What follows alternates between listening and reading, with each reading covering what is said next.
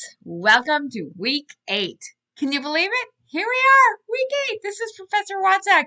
You are so close to being finished with our class. We have only 2 weeks left after this class. We've got weeks 9 and weeks 10. Week 9 and week 10 after week 8, and then we will be done.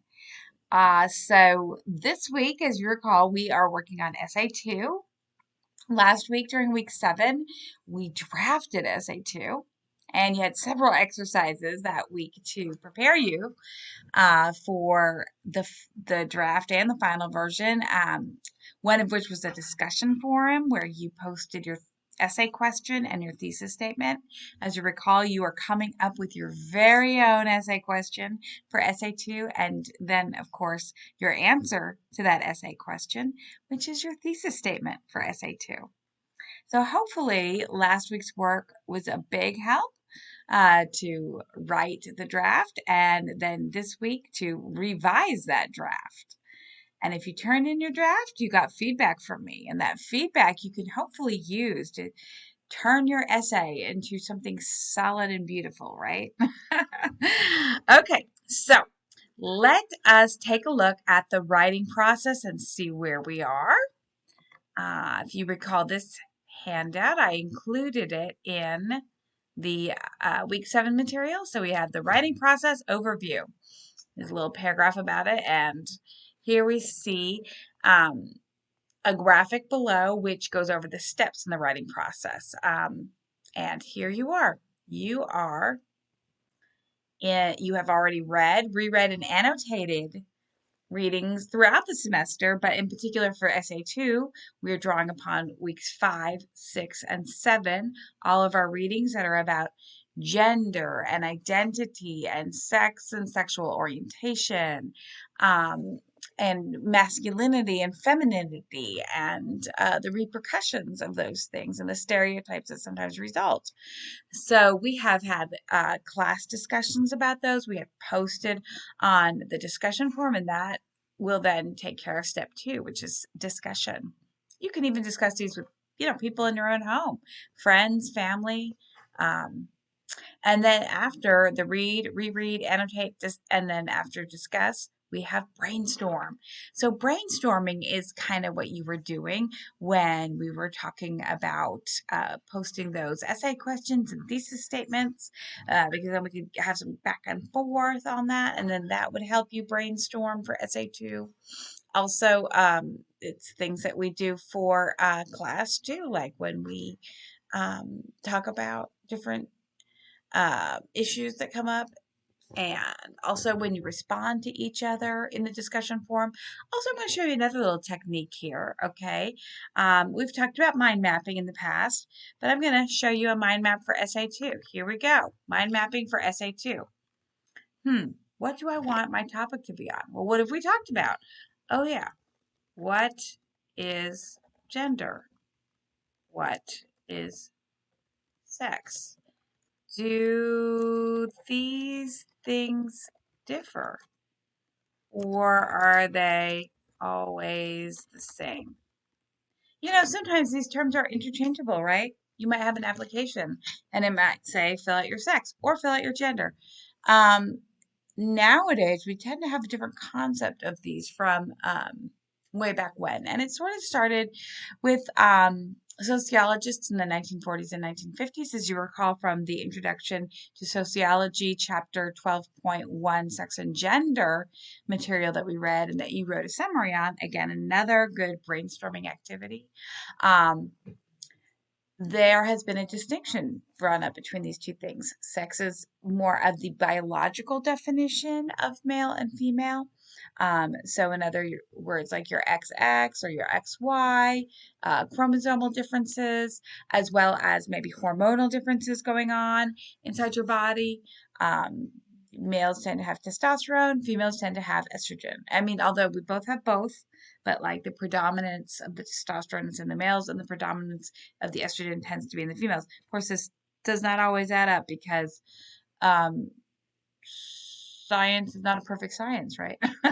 So to speak. We have so much variation out there. It's more like a spectrum. And that's kind of where gender comes in, right? gender sociologists nowadays, and from the 40s and 50s on, tend to think of gender as more of a state of mind, like how you identify inside of your brain. Like, are you male? Are you female? And so that's where you can get the dissociation between the biological component and the psychological component of maleness and femaleness. So we've been studying that with some of the various articles, like about the tomboys and the Matt Duran essay about his son who wears dresses, and then the Jennifer Finney Boylan article about her life in two genders, which has some interesting stories she shares about comparing her experiences as both a male and a female, as she could slip easily in and out of both different identities. Um, so, do these things differ, or are they always the same? So I might put, hmm, Jennifer Finney Boylan article. I want to bring that up to talk about how um, the biological sex can differ from the psychological gender. Okay. Other things, maybe Matt Duran's article about his son. And then, what is another? Oh, maybe the Introduction to Sociology textbook, right? Because that's got some good basic definitions that I might want to quote from, right, on what each is and where current thinking is and where it's come from, that could provide some good context.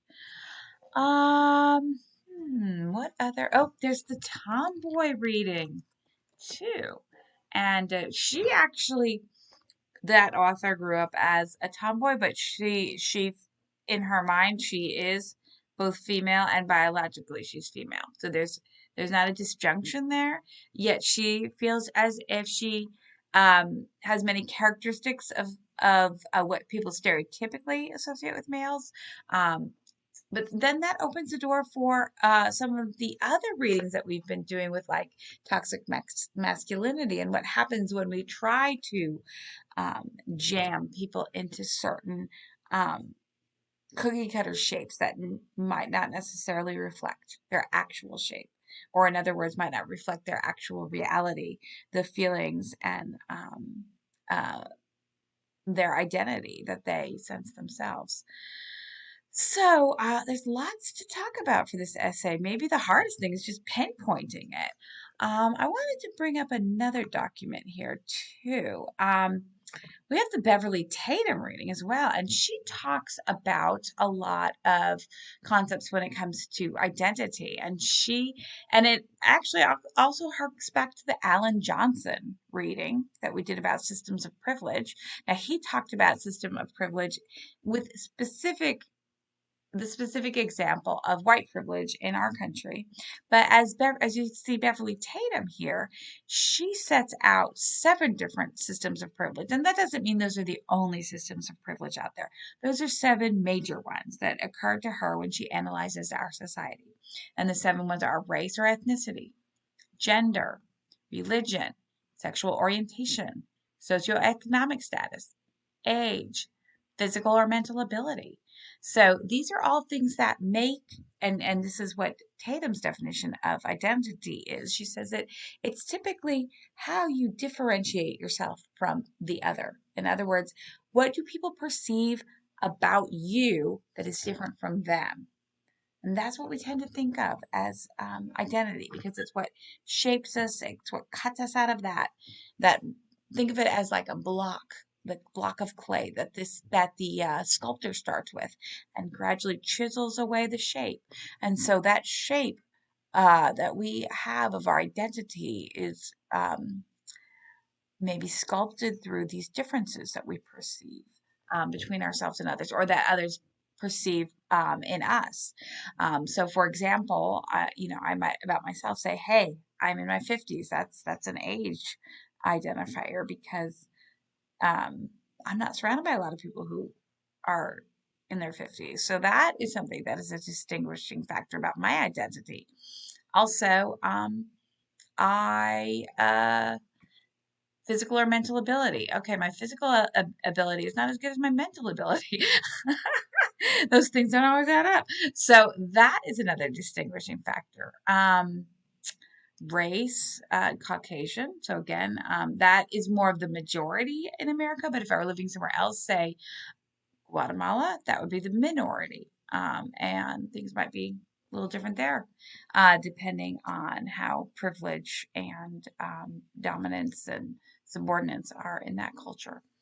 Gender, I'm a woman. It was 50% of the United States and of the world, or 50% female, 50% male. So again, that's maybe not dominance in terms of majority or minority, but it could be in terms of privilege, depending on what sphere I'm in. All right, so those are things to consider when we're talking about identity. And she says that the dominant group in a system of privilege is the advantaged group, and the subordinate or targeted group is the disadvantaged. I think there's quite enough a spectrum of privilege, because some that are dominant may have privilege and others that are in the dominant group may not, or you may have varying degrees of privilege or lack of privilege. So, all things to talk about. And sometimes we distort differences ourselves. Audre Lorde brought that up. Actually, Tatum quoted her. All right, let's get back to the week here. I wanted to go over, before we end, a few important things about the week. We've got the schedule posted here. You want to check that out. The week 8 readings, let's take a peek in there. They are many. Okay, here's the paper assignment. The paper is due this week at the this week, Essay 2, Gender and Identity Assignment. That is the final version of your essay that you need to turn into the Dropbox. We have an Essay 2 graphic organizer, and that is a really useful tool to help you pull ideas together in your essay, especially working with your draft and trying to make it into the final version. And this will also help you double check to make sure you have that academic essay format, that basic essay format in your essay, that you're really going to be graded on, to make sure that you have those necessary components. So first off, you want to start off with the hook, and you have an assignment to fill this out this week, and this is going to be due prior to your handing in essay 2. So you need to fill this out, and filling it out will only help you make sure you have your essay components and help you check your logic, help you check your flow, make sure that your thesis points, that you'll write in here with your thesis statement, are actually the ones that you include in your body paragraph 1 and in your body paragraph 2 and in your body paragraph 3, and that you recap in your concluding paragraph. All right. So let's look at some of these specifics. All right. Here's a sample body paragraph 1. Suppose your controlling idea for the paragraph is toxic masculinity is bad for men. And the quote you want to use is, men feel pressured to not show their feelings, and so they become violent with themselves and others. Well, the discussion then would be about this quotation, and you would want to discuss how it shows that toxic masculinity is bad for men. How? Oh, well, men have just as many feelings as women. They have trouble showing their feelings, yet they have just as many. Men are only allowed to get angry by a lot of stereotypical definitions of masculinity in our society. So what happens when you have all these feelings stuffed inside and you can only show anger on the outside, or at least that is the pressure that you feel? What happens? There can be some negative consequences there. And we'll come up with another thesis point that you would develop in body paragraph 2. And again, you'd state it in that topic sentence, and then you'd have a quote that you would use to illustrate it, and then you would discuss the quote and how it shows that idea. Body paragraph 3, same thing. You've got your point, you've got your quote, you've got your discussion. And then in the end, in your concluding paragraph, you recap your thesis statement. In other words, you tell me what you said throughout the essay by identifying your thesis points again and saying how they prove your thesis statement. And again, your thesis statement is the answer to your essay question. And then you end the essay with a nice little parting thought, or maybe you return to the hook again, that you use to introduce the whole essay. And that gives a sense of completion, of full circleness. Or maybe you end with a parting thought or a call to action. Those are nice ways to end. You also this week have a discussion forum where you will be using